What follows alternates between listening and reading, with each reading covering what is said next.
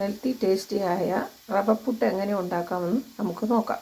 റവ ഞാൻ വറുത്ത റവയാണ്, എന്നാലും ഒന്നുകൂടെ നമ്മൾ ചട്ടിയിലിട്ട് ചൂടാക്കാം. നമുക്ക് 1 കപ്പ് റവ നമുക്ക് വറുക്കാം.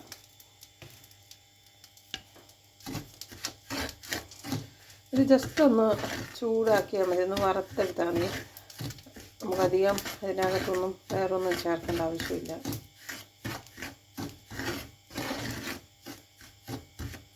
ഒത്തിരി ചുമക്കണ്ട, ജസ്റ്റ് ഒന്ന് വറുത്തെടുത്താൽ മതി. കാരണം ഓൾറെഡി വറുത്ത റവ നമ്മൾ വാങ്ങിയത്.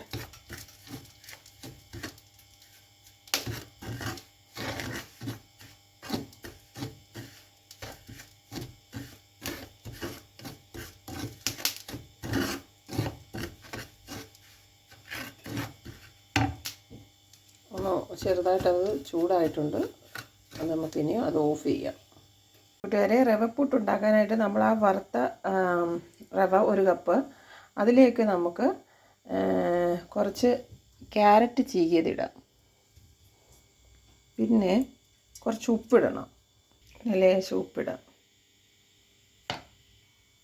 കൂട്ടുകാരെ, നമ്മൾ ആ റവയ്ക്കകത്തോട്ട് ക്യാരറ്റ്, ഉപ്പ്, തേങ്ങ, പിന്നെ കുറച്ച് പാലൊഴിച്ച് ഞാൻ ഇതിനെ ഇങ്ങനെ കുഴച്ചെടുത്തിട്ടുണ്ട്. ഇത് നമ്മളിനി 10 മിനിറ്റ് ഒന്ന് അടച്ച് വെക്കണം.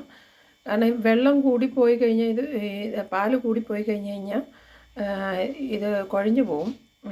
അതുകൊണ്ട് കുറച്ച് നമ്മൾ പാലൊഴിച്ച് കുഴച്ചിട്ട്, അതിൻ്റെ ഇടയ്ക്ക് വീഡിയോ പോസായി പോയതുകൊണ്ടാണ് നിങ്ങൾക്കത് കാണാൻ പറ്റാഞ്ഞ്. ഇങ്ങനെ നമ്മളിനി അത് അടച്ച് വെക്കണം. അടച്ച് വെച്ചിട്ട് 10 മിനിറ്റ് കഴിഞ്ഞിട്ട് നമുക്കിത് ഉണ്ടാക്കി തുടങ്ങാം. ഇനിയും പുട്ടുണ്ടാക്കാൻ തുടങ്ങാം. 10 മിനിറ്റായി നമ്മുടെ പൊടി. അത് നമുക്ക് എൻ്റെ ഇച്ചിരി പാല് കൂടിപ്പോയ കാരണം ഒരിച്ചിരി കുഴപ്പ് പോലെ ഉണ്ട്, എന്നാലും പുട്ടുണ്ടാക്കും നല്ല ടേസ്റ്റ് തന്നെ. ഇനി നമ്മൾ അതിനകത്തേക്ക് തേങ്ങ ഇട്ട് കൊടുക്കാം. എനിക്കിവിടെ ചിരട്ടപ്പുട്ടിൻ്റെ ഇതാണ് ഉള്ളത്. കുറ്റിയിൽ പുട്ട് ഇടുന്നവർക്ക് അതങ്ങനെ ചെയ്യാം. ഇനി നമ്മുടെ ആ എടുത്ത് വെച്ചിരിക്കുന്ന പുട്ടിൻ്റെ പൊടിയാണ് ഇച്ചിരി കുഴഞ്ഞു പോയി എൻ്റെത്, കാരണം ഇച്ചിരി പാല് കൂടിപ്പോയി. ഇനി നമുക്ക് കുറച്ച് ഇതിലേക്ക് ഇട്ട് കൊടുക്കാം. നമ്മൾ ആ പുട്ടുകുറ്റിയിലേക്ക് ആ പുട്ടെല്ലാം എടുത്തിട്ടുണ്ട്. ഇനി നമുക്ക് അടച്ച് വെച്ച് ആവി കയറ്റാം.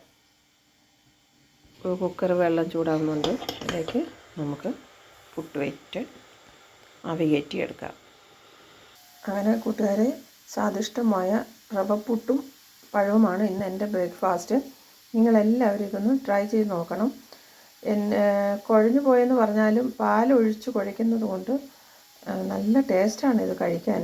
എല്ലാവരും ട്രൈ ചെയ്യണം. നമ്മൾ എന്ന് ഈ റവ കൊണ്ട് ഉപ്പുമാവ്, പിന്നെ റവ ദോശ ഇതെല്ലാം ഉണ്ടാക്കിയെന്ന് പറഞ്ഞാലും ഈ പുട്ടുണ്ടാക്കുമ്പോൾ വേറൊരു വെറൈറ്റി ഫുഡാവുകയും ചെയ്യും.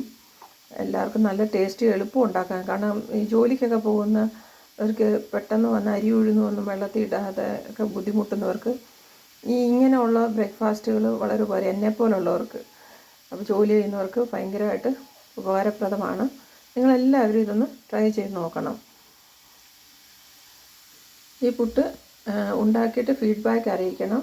നിങ്ങളെൻ്റെ ചാനൽ സബ്സ്ക്രൈബ് ചെയ്യാത്തവർ സബ്സ്ക്രൈബ് ചെയ്യണം, കമൻറ്റ് ചെയ്യണം, ലൈക്ക് ചെയ്യണം. നിങ്ങളുടെ എല്ലാം ലൈക്കാണ് ഞാൻ പ്രതീക്ഷിക്കുന്നത്. നിങ്ങളെല്ലാം ഫീഡ്ബാക്ക് പറഞ്ഞെങ്കിൽ മാത്രമേ വീണ്ടും എനിക്ക് ഓരോരോ റെസിപ്പികൾ ഇടാൻ പറ്റുകയുള്ളൂ.